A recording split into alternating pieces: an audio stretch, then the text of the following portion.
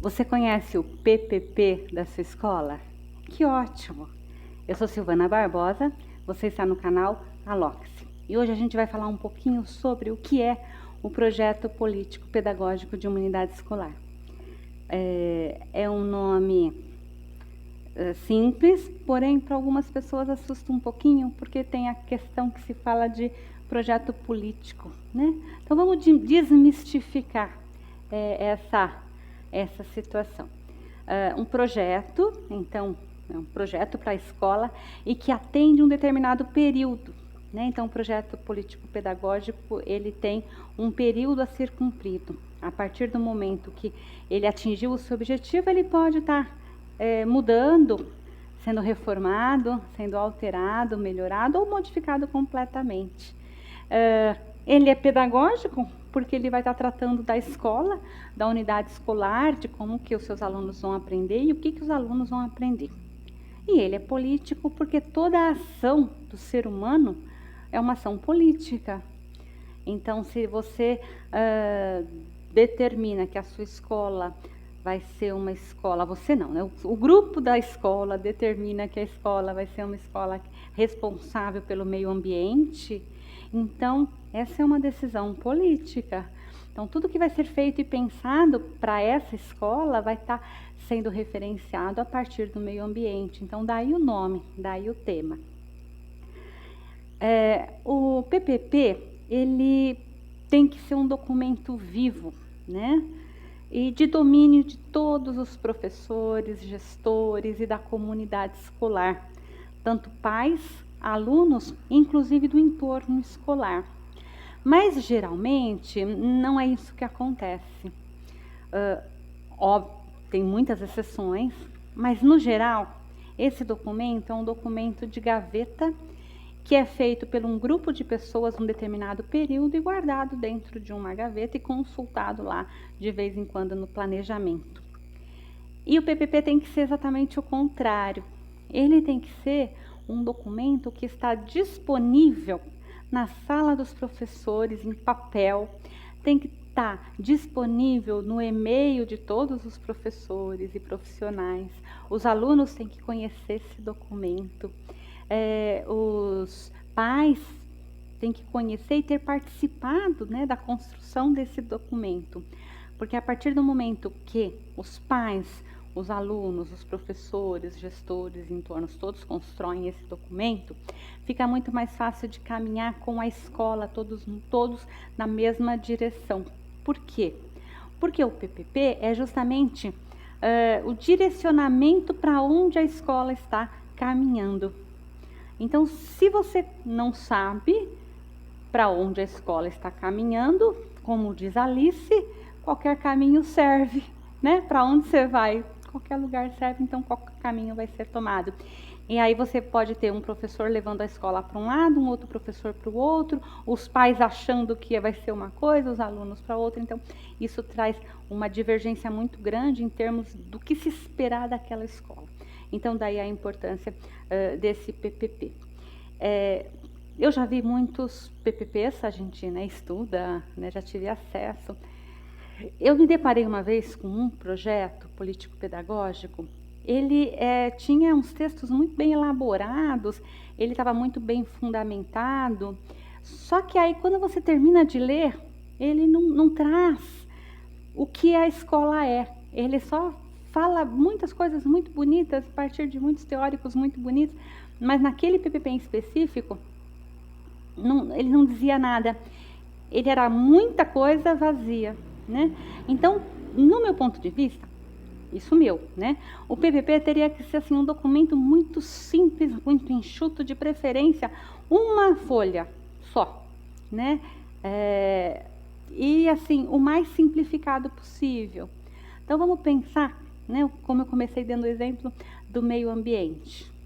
Então, a escola X, a escola Loxi, ela tem como princípio básico cuidar do meio ambiente. Então, esse é o PPP da escola, tá?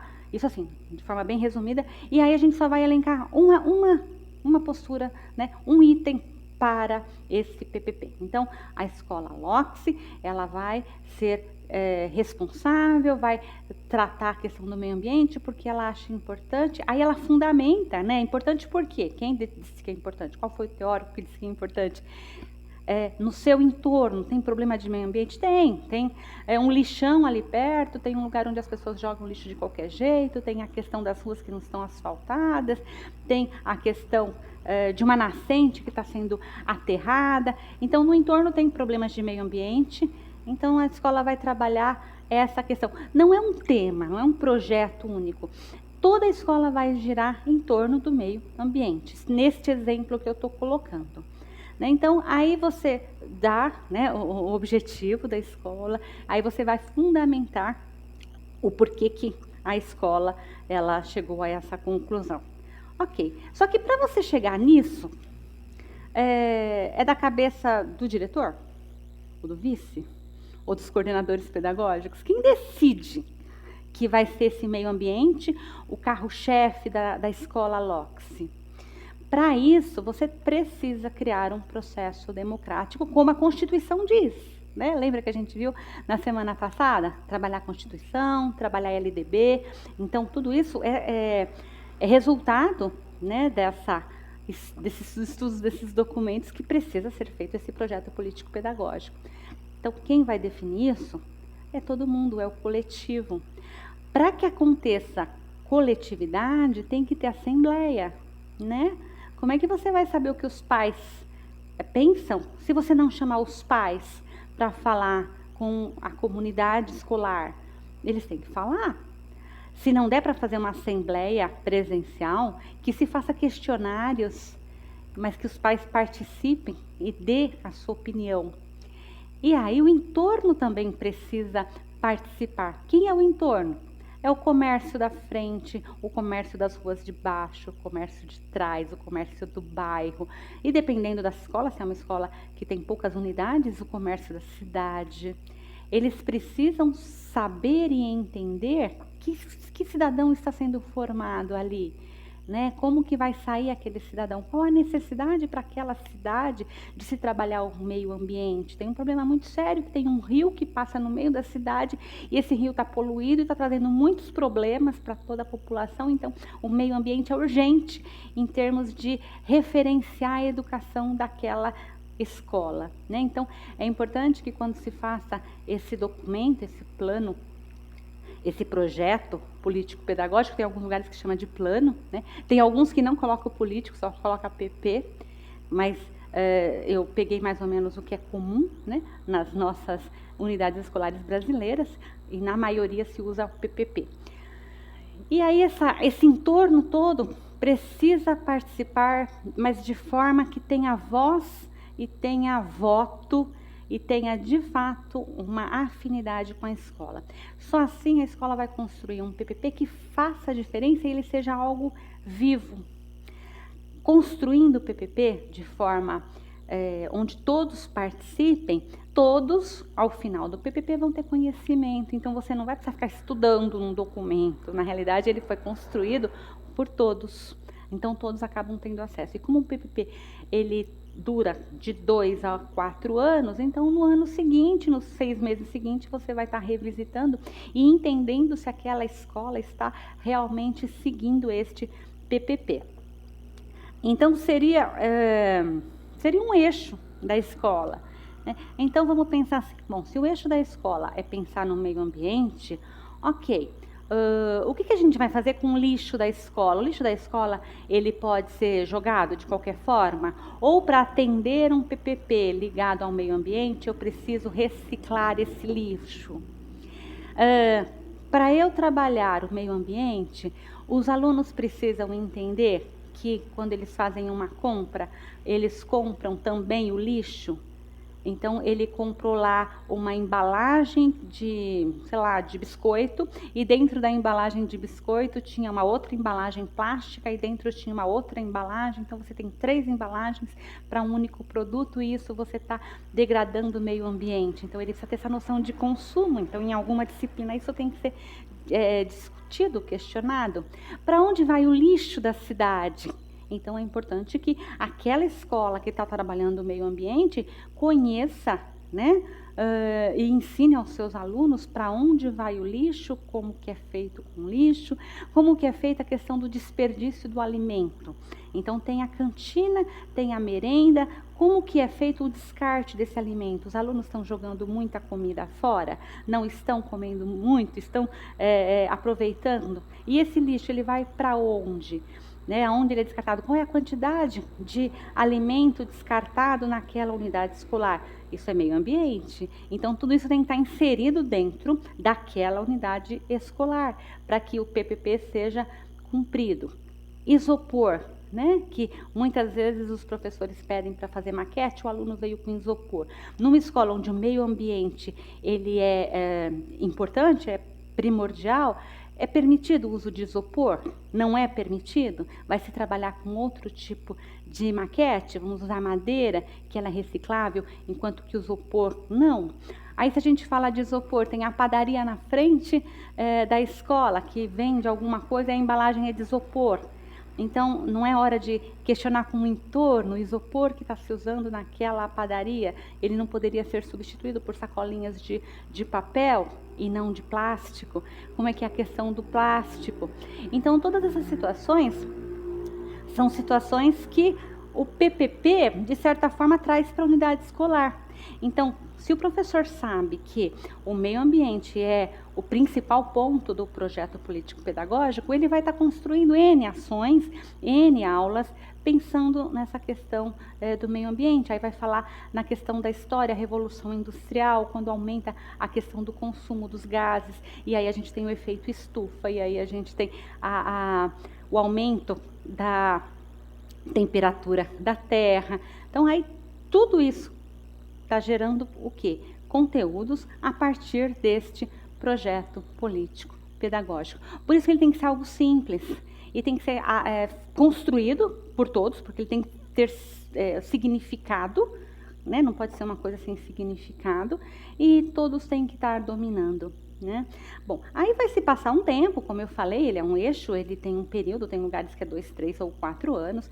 Passado esse eixo, bom, a escola, a LOCSE, ela conhece tudo de meio ambiente, ela usa até energia alternativa, ela lava a sua quadra com água que sai do próprio telhado. Então é uma escola assim, nota 10 em meio ambiente. Ok, então vamos avançar um pouquinho, vamos além do meio ambiente que a gente já tem, a gente já construiu uma escola de qualidade de meio ambiente, a gente continua, mas aí a gente coloca um outro item, democracia. Ok, então além da escola LOCSE ter o ponto do PPP como meio ambiente, ela tem como democracia. Perfeito, então aí a gente começa a tudo girar em termos da democracia. Professor tem direito a voz e voto, aluno tem direito a voz e voto, pais têm direito a voz e voto, em tudo, né? Lógico que de acordo com as responsabilidades de cada um, mas se chega uma verba e a escola LOCSE, ela é uma escola democrática, ela vai chamar a equipe de professores, pais, para definir aonde vai ser investidos recursos, né? Então, isso é democracia. Aconteceu um problema, todas as partes devem ser ouvidas. Por quê? Porque essa é a questão democrática. Então, o professor vai dar uma aula e aí os alunos estão totalmente aversos a alguma situação e precisa ser conversado, precisa ser discutido. Então, chama-se alguém para fazer a mediação e aí a gente tem o quê? Uma conversa democrática. Coloca-se os problemas na mesa para que todos conheçam e juntos consigam decidir. Né? Não que você vá dar responsabilidade para um aluno que seja do professor ou vice-versa, mas você vai, dentro de cada segmento, ter essa participação de fato, né, da comunidade dentro da escola. Então, você está fazendo com que o seu PPP esteja vivo, esteja ativo. E aí você sim consegue ter um diferencial na sua escola. Por quê? Porque você tem a cara da escola, né? Você sabe exatamente como aquela escola vai estar sendo construída e criada. Aí você vai fazer um estudo do meio, e o seu principal objetivo é a democracia, você vai levar esses alunos em alguns lugares onde a democracia seja importante. Então, você pode levar eles na Câmara Municipal, ou você pode estar levando eles no Senado, ou em outra Casa de Leis. Você pode estar levando eles na prefeitura para participar de algum evento, de alguma sessão que seja importante. Então, tudo que você vai estar construindo na escola, ela vai estar dentro daquele eixo. Não que você não possa fazer coisas diferenciadas, né? O PPP, ele não vai te amordaçar, ele não vai te engessar, mas ele vai dizer o que é prioridade. Então, você tem 3 atividades para fazer, e o meu PPP, a base dele é a parte democrática. Então, se ela não está consolidada ainda a democracia, eu vou dar preferência àquilo que vai fazer com que a democracia seja consolidada naquela unidade escolar. Então, para isso que vem o PPP.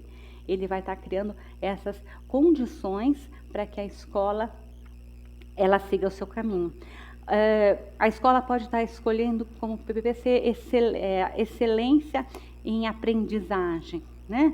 Tá, aí tem que se discutir o que é essa excelência em aprendizagem. É o aluno entender o que com o mínimo, ou qual é a nota mínima que ele deve ter. Então, tudo isso tem que ser muito discutida. Ou os nossos alunos, quando a gente fala em aprendizagem, a quantidade de alunos que entraram no vestibular. Então, eu tenho lá uma porcentagem tal, então a minha escola definiu que, para que seja considerada uma escola de excelência, a gente tem que ter 40% dos nossos alunos entrando na faculdade, desses 40, metade na escola pública. Então, são metas que você vai estar colocando a partir daquilo que você discute enquanto PPP. Então, cabe aí aos professores e aos gestores proporcionar esse momento de construção do PPP como uma coisa assim primordial na escola. Eu diria que quando você constrói de verdade um PPP de qualidade, participativo, plural, com todos os segmentos da sociedade, você consegue fazer com que a escola avance e ela construa um histórico de riqueza cultural, aprendizagem de qualidade e pertencimento. Todas as pessoas que estão na escola, elas passam a se sentir de fato como participativos, eles fazem parte daquela unidade escolar. Então, fica aí a dica, que todos os PPPs sejam construídos de verdade, e não sejam simplesmente um monte de palavras lindas, bonitas, maravilhosas, até às vezes muito bem fundamentadas, mas que não tenham vida. É melhor um PPP com 2 frases, né? Uma boa frase e depois uma boa justificativa vivo, do que um texto enorme que não tenha significância. Ok? Obrigada por participar. Você está no canal Aloxi. Se você gostou do nosso vídeo, se inscreve no nosso canal que você vai estar recebendo diariamente novidades aqui da nossa Aloxi. Até amanhã às 16 horas.